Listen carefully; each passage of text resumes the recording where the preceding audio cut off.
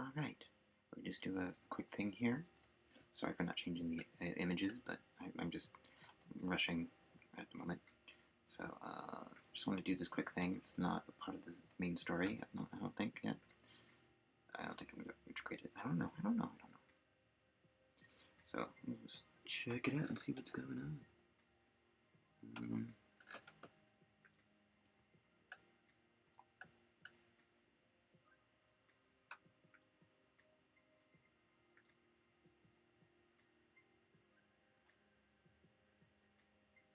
A person gives advice to one who might be the victim, or the perpetrator, or any proportions in between, in response to a vague mention of an ex that got him so mad he wanted to beat the shit out of the ex.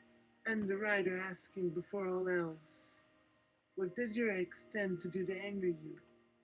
And upon no response, the guy's own response became sure. Actually, trick question, because I know the cocktail napkin played with perpetrators of domestic abuse used to remain in the lives of their exes and reassure themselves that at least they still have an influence in someone's life, if not their own. It's something like using a phrase that used to piss you off when you were together. A dog whistle that means nothing to people in a Zoom room or a physical room. So when one becomes agitated, the audience thinks, why did he get so riled up at nothing? When actually it's a decade-old trigger that yields a suicidal ideation one has to process for days. Maybe they have a new bull on their Instagram. They're giving the new bull something that had always been withheld from you. And saying how wonderful their life is now, which it isn't. It is always pure that always yields despair in those around them who don't know the pure of it. If you get pissed at them, if you beat them, then they have won. Because now they have an additional story to use to get sympathy from the audience of your shared friends and community. And if it even comes to killing them, they have won because then they are free of the crumbling world and free of the lie they keep having to tell themselves and leave you with both messes to never clean up. The one thing that will truly get at them, pay them no mind. The free rent they don't take up in your head is exactly what gets under their skin. The hot potato of their flaws is thrown back at them, and folks now see how it burns their heads, and folks their face with the hatred of everything that they try to hide. This is probably not new advice, but it is advice that always bears repeating. Nothing is the one thing they won't know how to respond to, and the illusion will break, hopefully for all to see. Hope that helps. J. Topic. Isolation. There's a reason I left my husband after 20 years. It was just easier for him than for me. He can walk away from an argument or make things right. He doesn't need to say anything because he knows he'll come home anyway. But when it came down to something important, like money problems, taking care of the children, my stepchildren, or other family matters, there would be silence on his end, followed by some form of anger directed towards me. This wasn't healthy communication and led to feelings of insecurity in me. When you're in this kind of relationship, you know that any attempt to resolve conflict will fail. The problem is that you think that you have no choice but to continue living with this person and eventually become part of their system, the same way they are part of yours. After years of silent treatment and arguments where I had to listen while he verbally beat me up without provocation, I couldn't take it anymore. And when I said I needed space, I meant it. For me, leaving the marriage was the only viable option if I wanted to avoid being controlled and humiliated, which were also common forms of abuse during our fights. These methods seemed to work for both parties, except for me, the victim, while the abuse became more intense over time. What started off as emotional abuse grew into psychological torture until it reached the point where every aspect of my life revolved around making sure my husband felt secure in a situation in which nothing was ever enough. My emotions took a beating too. I never knew how much hurt my body held, how many tears rolled out from my eyes, how deep was my hatred or fear. Every feeling was expressed through physical actions. I kept telling myself that everything would be okay. I could get help to solve my problems. After all, we were both educated adults who made rational choices at certain points in their lives. But there comes a moment when you realize that there is no such thing as getting help to fix the issues between two people when there's been so much built up resentment and mistrust on both sides of the equation that the chance of them reconciling is next to impossible. The sad reality is that sometimes the best solution isn't one of those offered by family court, because going through a divorce doesn't guarantee that you will be safe afterwards. In fact, it can often make things worse. The truth is that abusers are good at controlling your access to resources, whether money, social connections, or even health care, because they know exactly what buttons to push.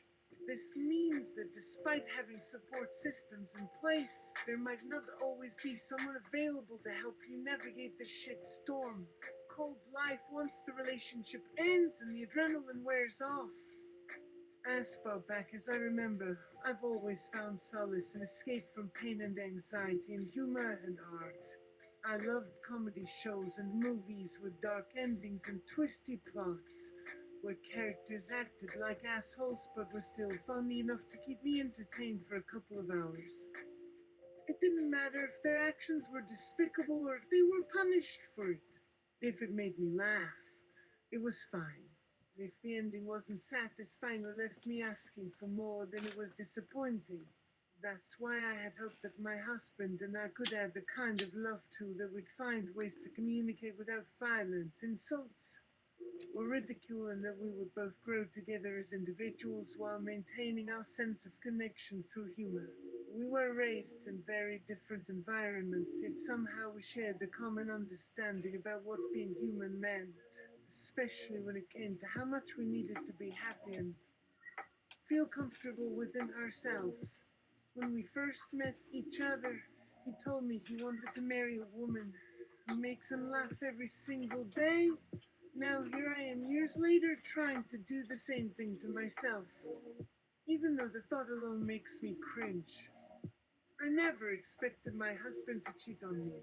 Not only did I not want any part of his sexual fantasies, but I also had no desire for an affair myself because that would mean letting go of all that had been built up over 8 long years. Time spent together on dates and holidays, memories of those early days where nothing mattered but us, and most important, our trust and faith in each other that we could overcome anything.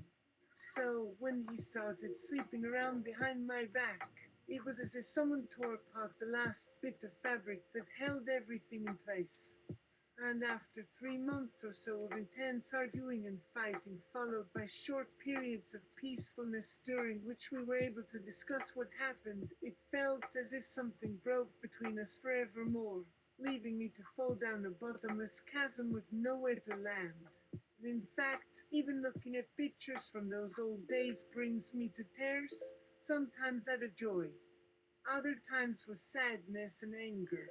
I remember being excited about plans for a new life together, dreaming about building a future full of love and happiness. And now I can barely remember why I cared in the first place. The betrayal left me broken and lost in some way I hadn't anticipated. My mind had turned against itself since that day. I began to question whether I really loved him anymore. If I did, then why had it taken me so long to figure it out? What had changed between then and now to make it suddenly obvious that we should end things before they got any worse? If not, then who else might have come into my heart uninvited? Did I ever have control over my emotions? Was I too weak to fight for what mattered? My doubt and insecurity only served to magnify the pain and made the situation far more complicated than necessary. Rather than having a clean break or simply moving on without a second thought, I continued to blame myself for his behavior while he became increasingly angry and bitter about his own failings. As much as I tried to keep going, both of us sank deeper and deeper until we were unable to look each other in the eye. We went through a few bad cycles of this, both of us storming off in different directions, either physically or mentally, but we always ended up right back where we started. At one point, I told him that I wanted a divorce, but didn't want to do it publicly because it would hurt our daughter. So instead, I just moved out. But neither of us could let go entirely, so eventually they came crawling back to try to fix things yet again. It was during these moments when I would wonder what was wrong with me. What was there for me to be upset about when everything was exactly the same? There was no change in my environment. My life was still filled with the exact same routine. Yet, when I looked inside myself, my emotions had completely flipped from loving and excited to cold and lonely. Why did this happen? What is it in people that makes them capable of such extreme swings, sometimes even from within themselves? It's worth noting that even after we broke apart, he wasn't free of guilt. He said he regretted hurting me deeply by cheating on me, which meant he felt guilty about himself as well. While some part of him seemed able to see how things had gotten out of control, even if only subconsciously, another part couldn't stop thinking I deserved it all somehow. And every time I reached out to him or attempted to make things right again, I became the source of his anger and bitterness once more. The two parts fought each other non-stop like a kind of internal civil war, never agreeing and always tearing at each other in their struggle for dominance. I'm sorry for what I did. Please don't leave. Versus, why are you so soft? You should have seen this coming. When we met in college, we were both already quite independent individuals. He lived off campus while I stayed at home. After we got married, we both made an effort to be present during our daughter's formative years, but she didn't know us very well since most of her memories of us together began around age 3. We slowly fell into a rhythm of being parents who mostly existed in the background of her life, except for big family vacations or holidays. During those times, my husband took great joy in seeing how much love and affection she showed me, often saying, "Oh, look at the mommy. Everyone loves the mommy." For me, however, my son was everything I could ever hope for, and I loved him with all of my heart, especially because I had nothing to compare him to back then. So when it came time to pick out a middle school, we had no problem making a decision. We decided to put him through public education because it would allow him access to so many different children. But that didn't mean that we stopped loving him as if he were our own flesh and blood.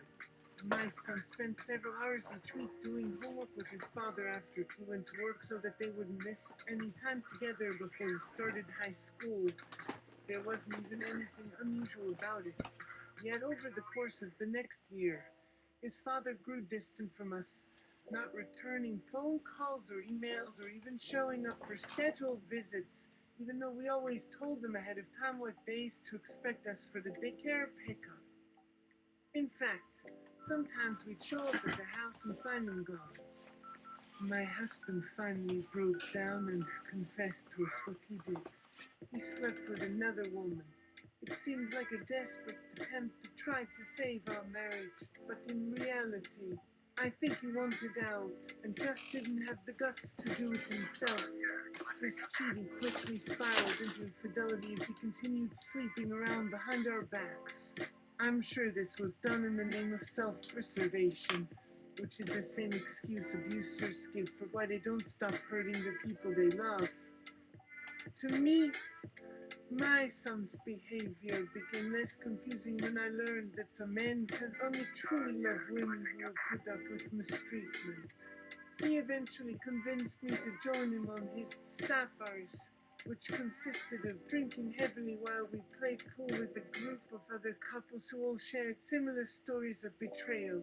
At one point, we had to take turns changing clothes while the other person took a nap because he thought it would be funny if we found each other naked together at our favorite dive bar.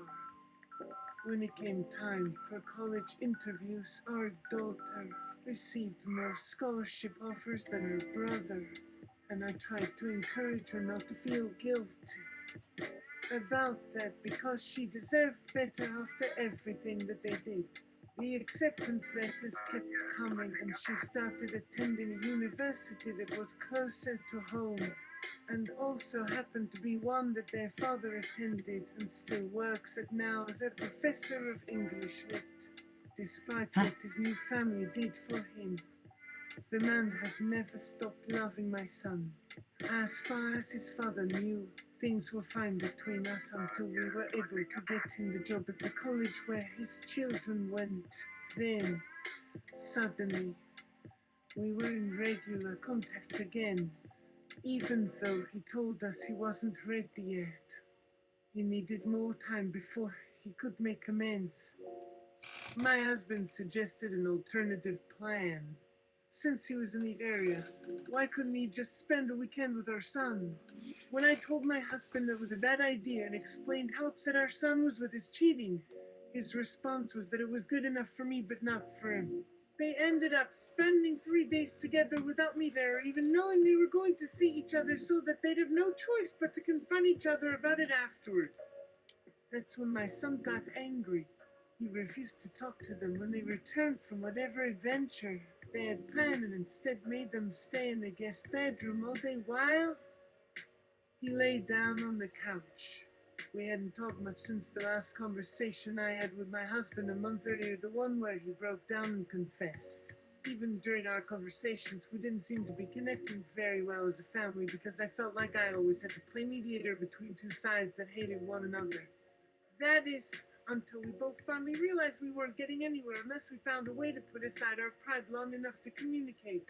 So, after weeks of pretending that everything was okay, they called me into their room and apologized for what they did and for making everyone feel this horrible pain. My heart leaped for joy, thinking my brother might actually mean it when he said it wouldn't happen again. However, I soon discovered he was only sorry that they had gotten caught. That nothing would ever change the fact that they were selfish liars who thought they were above the law. Not to mention the consequences of how badly they treated those around them in the process of covering up the truth about themselves. As far as he was concerned, there wasn't anything wrong with how things had been before. But in order to keep the peace with our father, my husband chose to accept the apology so that they could move past it and pretend none of it had happened at all, at least until the next time. It took a few more months for us to start seeing a positive shift within my husband's attitude towards his own behavior, which allowed him to begin addressing some of the problems at work. But by then I'd lost hope that he'd ever really learned to recognize when he'd gone too far or crossed the line somewhere along his journey through life. One night he came home drunk, belligerently demanding attention from me as if he'd forgotten our son's absence. It ended with him shouting profanities out of our son's open bedroom door while calling me whore and telling me never to call on his birthday again, even though our son told me every year on the date that we were going to spend time together, and even invited friends over to play video games and have fun on his actual birthday. What kind of sick fuck am I supposed to raise this kid into? All this has done is make my son resentful towards me for putting up with any of it. He wants to know why I didn't leave sooner. The whole point was for them both to finally realize what they've been doing is wrong. For one of them to finally stop lying and be honest with themselves. But instead they only see the like it worse and are now convinced that the only way they can possibly continue living the way they do is because the other person refuses to accept their version of the truth. Otherwise, they're not sure where things will end up when the truth comes out in full force. So here I sit, waiting patiently for these two sad sacks to wake up, wash off the shit, brush their teeth, put on real clothes, look at each other in the mirror for longer than 3 seconds without running away screaming, admit that there's nothing normal about how they treat those around them, or at least find someone willing to tell them so. And then come crawling back apologizing for everything they've ever done that hurt another human being or broke some law of nature that would mean so much to me right now. A genuine apology from my brother-in-law so I could let go of my anger towards him and just move forward. A heartfelt apology from my husband to acknowledge my worth as his wife and help him recognize his own failures as a man. Then and only then could we work towards rebuilding whatever it is we thought we once had together. Yeah, tall Even order. if it meant leaving all our possessions behind, starting over, moving somewhere else, taking jobs far away, changing our names, creating new identities, building an entirely different life for ourselves that wouldn't allow the people who make us feel powerless to hold sway over us any longer. We'd have to make peace with the fact that for the rest of our lives, they'll probably hate and resent every single decision we make that they don't agree with. No matter what reason, we have to believe otherwise. But maybe that's okay with me now?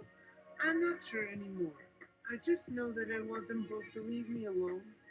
I never asked for anything more than that. I remember standing on my toes trying to get closer to my mom's face to smell her hair, but she kept pushing my head down each time until eventually she realized I wasn't going anywhere, stopped persisting my advances, and lifted up on her tiptoes herself so she could meet my eyes. It was only when we were locked in this mutual gaze, her long dark lashes resting against the tops of mine, that the moment felt like something more than awkward eye contact between strangers. Like there might be some meaning hidden within the shadows of our faces that neither of us wanted anyone else to see. Or perhaps there really is nothing there at all. Either way, it didn't take me very long after that to figure out that the one thing I needed to do most desperately while growing was to hide myself away from my family so they wouldn't find me and use me as a pawn against my father, or just straight up kill my mother, or drive my older sister crazy by pretending to love her even though I secretly despised her guts. Even then I knew enough to fear their raw emotion because for all I understood about what had made them cry, howling, raging, whispering, pleading, screaming, crying, falling apart, tearing things off walls, throwing things across rooms, kicking chairs over, slamming doors, threatening suicide, attacking each other, writing angry letters, making phone calls, cursing God and fate and everything in the world that seemed fair and good and kind and right. Still, it could have been any of those emotions they were feeling toward me that caused me to react in ways that made everyone else around me scream and sob. It could have just as easily have been my anger or my shame or my pain that drove me to attack my mother, my hatred for her. I would have blamed my parents for whatever terrible things I did to hurt my siblings or destroy our house with my fists if I thought I was justified in doing so. If I believed I deserved punishment for the way I acted. But I didn't think so. I never did. It was easier to blame someone who couldn't fight back, an invisible person, a concept, a system, a structure, a pattern of abuse that must be broken if we're ever going to be free of this cycle of violence, no matter whose hands are wrapped around the steering wheel when we're forced to confront it again and again. A villain, the devil, an old white man sitting on top of a mountain watching us suffer down here on earth below him. The same bad luck and misfortune he's always been using his money, an influence to keep us poor. Alright, I'm going to take a break from that because I'm going to go and do something. Things to do, people see. And we'll see about continuing it, or maybe this is it. Maybe this, I don't know. We'll see. More later.